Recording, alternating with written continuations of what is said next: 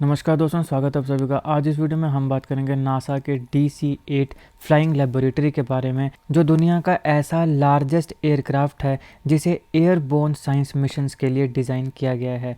अभी ये क्यों खबरों में है, कौन सा मिशन ये कर रहा है और इससे रिलेटेड जितने भी इंपॉर्टेंट फैक्ट्स हैं उन सबको हम इस वीडियो में कवर करेंगे। आप इस वीडियो को अंत तक देखिएगा। चैनल पर नहीं हो तो सब्सक्राइब अवश्य करिएगा। Politics, economy, GK, geography, science, environment, ecology के तमाम वीडियोज़ के लिए एक बार हमारी प्लेलिस्ट को जरूर चेक करिएगा। आप किसी भी एग्जाम की तैयारी कर रहे हो, हमारी प्लेलिस्ट करंट अफेयर की बाकी वीडियोज़ आपके लिए काफ़ी हेल्पफुल होने वाली हैं। इसलिए दोस्तों समय निकाल के एक बार हमारे चैनल को जरूर चेक करिएगा। चलिए शुरुआत करते हैं। देखिए, नासा अभी हाल ही में एशिया में एक मैराथन रिसर्च फ्लाइट को कंडक्ट कर रहा है। इसके पीछे का एम है कि जो एयर पोल्यूशन फोरकास्टिंग मॉडल्स हैं उसको इम्प्रूव किया जाए। एयर पोल्यूशन फोरकास्टिंग मॉडल्स यानी फोरकास्ट जब किया जाता है, जब एयर को स्टडी करके बताया जाता है कि यहाँ पे कितना पोल्यूशन है, उसको फोरकास्ट किया जाएगा। तो इस प्रकार के जो एयर पोल्यूशन फोरकास्टिंग मॉडल्स हैं उनको और ज़्यादा कैसे इम्प्रूव किया जाए, उसके लिए नासा एशिया में मैराथन रिसर्च फ्लाइट को कंडक्ट करा रहा है।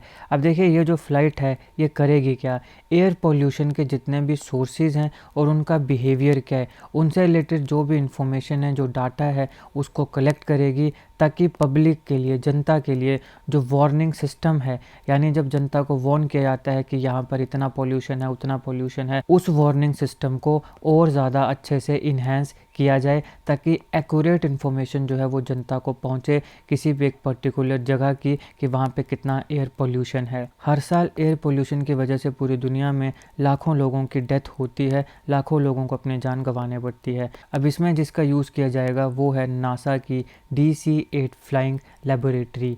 ये वर्ल्ड का लार्जेस्ट एयरक्राफ्ट है जिसको डिज़ाइन किया गया है एयरबोर्न साइंस मिशंस को कंडक्ट कराने के लिए। इसकी शुरुआत हुई है फिलीपाइंस से, और ये जो DC-8 एयरक्राफ्ट है ये एक समय में 8 घंटे तक फ्लाई कर सकता है। यानी एक बार जब ये उड़ने लगेगा तो इसके पास कैपेसिटी है कि मिनिमम 8 घंटे तक ये उड़ सकता है। और इसकी खासियत यह है कि ज़रूरी नहीं है कि ये बहुत ऊपर ही उड़ेगा, ये ग्राउंड के कई बार 15 मीटर अबव तक भी उड़ता है, ताकि जो एयर पोल्यूशन पार्टिकल्स हैं उनको कलेक्ट किया जा सके और अच्छे से उनका एनालिसिस किया जा सके। तो ये ऊंचाई पर भी उड़ सकता है, लेकिन ये ग्राउंड के नज़दीक भी उड़ता है, मात्र 15 मीटर अबव द ग्राउंड भी उड़ता है, ताकि एयर पोल्यूशन पार्टिकल्स को अच्छे से कलेक्ट किया जा सके और उनका अच्छे से एनालिसिस किया जा सके। एक बारी में ये 8 घंटे तक उड़ता है, आपने ध्यान में रखना है। अब नासा के मुताबिक ये जो रिसर्च फ्लाइट है ये करेगी क्या, ये हमें डायरेक्ट मेजरमेंट प्रोवाइड करेगी कि जो पोल्यूशन है वो अलग अलग कौन कौन से सोर्सेज से आ रहा है और कितना आ रहा है। यानी कि ये बताएगी कि कौन कौन से पोल्यूशन के सोर्स हैं और कौन सा सोर्स जो है वो ज़्यादा पोल्यूशन कर रहा है, कौन सा सोर्स जो है वो कम पोल्यूशन कर रहा है।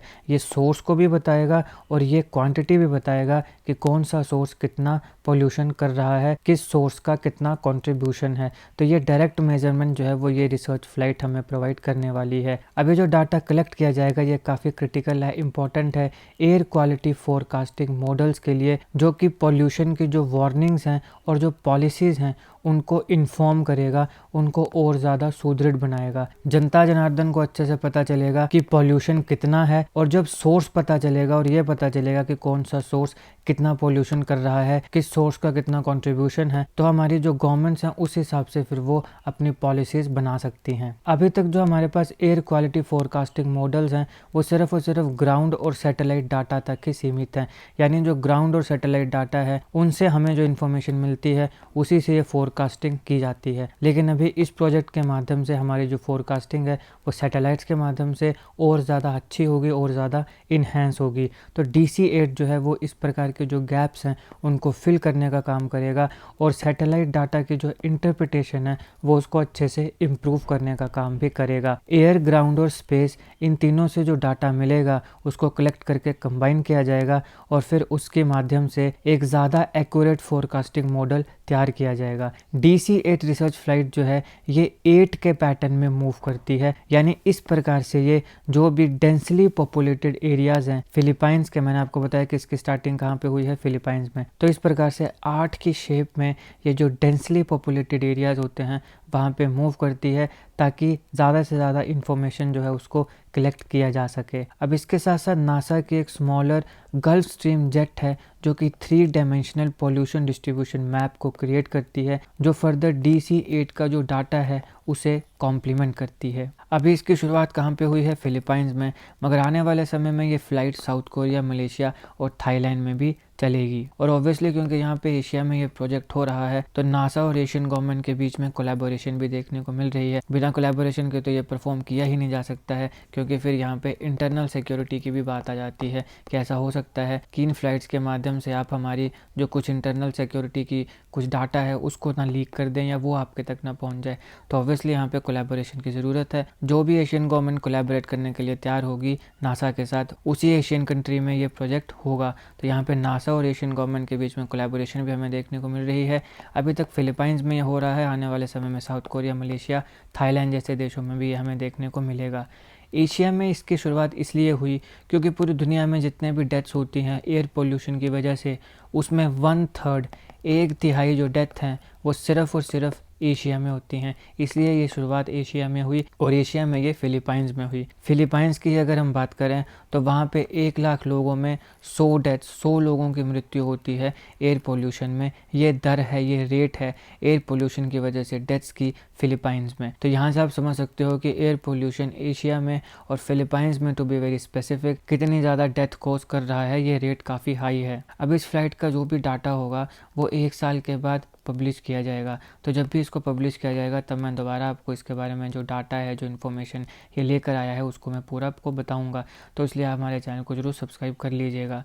अब यहाँ पे होगा क्या इसकी वजह से कि पॉल्यूशन फोरकास्टिंग जो है वो इन्हेंस होने वाली है। इस प्रोजेक्ट का एम है कि पूरे के पूरे एशिया में जो एयर पोल्यूशन का इम्पैक्ट है, जो एयर पोल्यूशन की वजह से हैवी हेल्थ इम्पैक्ट हो रहा है, उसको रिड्यूस किया जाए और ज़्यादा से ज़्यादा लोगों की ज़िंदगी को बचाया जाए।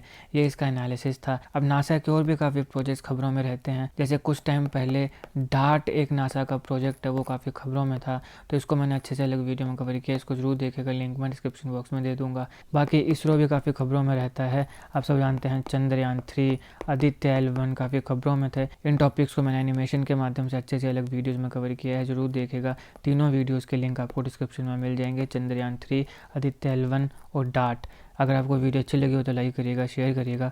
Politics, economy, GK, geography, science, environment, technology के तमाम वीडियोज़ के लिए हमारी प्लेलिस्ट को जरूर चेक करिएगा। जीके करंट अफेयर और जीके टिक्स ऐसी वीडियोज़ के लिए हमारे चैनल को सब्सक्राइब करिएगा। आपका बहुत बहुत धन्यवाद।